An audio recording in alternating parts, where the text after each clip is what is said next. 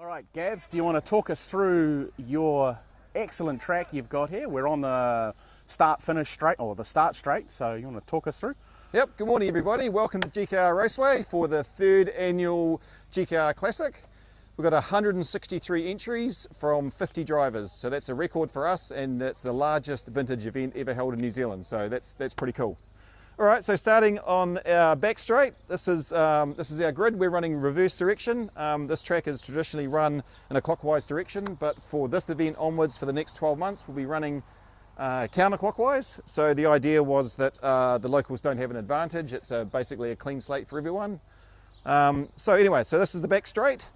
We start in Indian file, 10th at the back, first at the front, and into the first original corner of the track, which was Lemon Tree Bend. So when I laid the track out, this was just a 50 long metre piece of grass, and in this corner was a lemon tree, and I thought, oh well, let's just put a corner around the back of it, we'll mow it out in the grass, and then we'll sort of have a bit of a muck around and see if we can make a bit of a track out of it. So that's been a long-standing feature.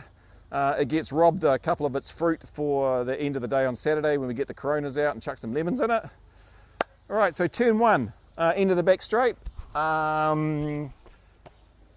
not a particularly long straight, but it's long enough. And then we get into what we call our bus stop chicane. This year we've got a new jump. It's a little bit of a trick.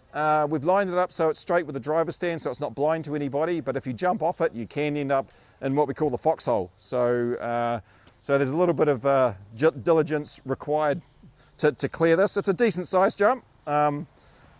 We'll probably find some of the cheeky little fellas trying to jump all the way over the tyre over the course of the day, but we'll see how successful they are with that.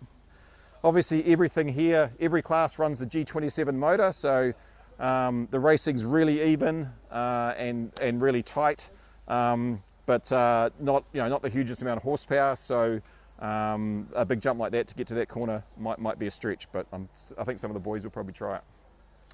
So then we go through this relatively tight top end section of the track over Rick's Rise. Rick Bone does a lot of the groundwork here. He works for Brown Brothers Contracting, who donate their digger for us, and anytime we've got a big event, we have the opportunity to get that, and it's been really helpful to us, so we're really grateful to them for that, and for Rick, because he puts in a lot of hours prior to the big events like this. So through this sequence and then into our famous brick corner, made with locals, well, I would say locally sourced bricks, but basically because I dug them out of my property, I found a whole lot in a set of steps, and I thought, oh, that'll make a good feature on the track. Some of the European tracks have this multi-surface design, so we thought, oh, well, the bricks are here, so it'd be kind of cool to put them in. They've proved really popular. If we get any rain, they get a bit on the slippery side. Otherwise, they're actually surprisingly grippy. Then we head off down the pit straight. Pit straight's got a kink in it, so it's not particularly straight, but it's fast.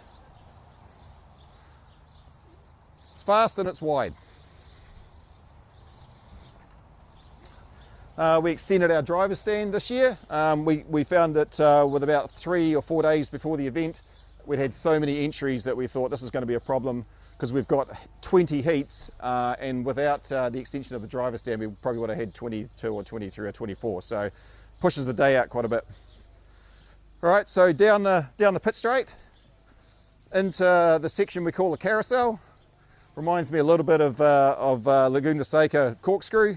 You come in all cranked up to the left and then flick it sideways and drop it down the hill. So through the carousel and out of the carousel, you get into our Daytona corner, and that's our biggest bank corner of the track. Effectively, once you've dropped through the carousel, you just full on the power and you just wind it up all the way around this corner. It's a good fun corner. Use the banking. There's plenty of pace in it.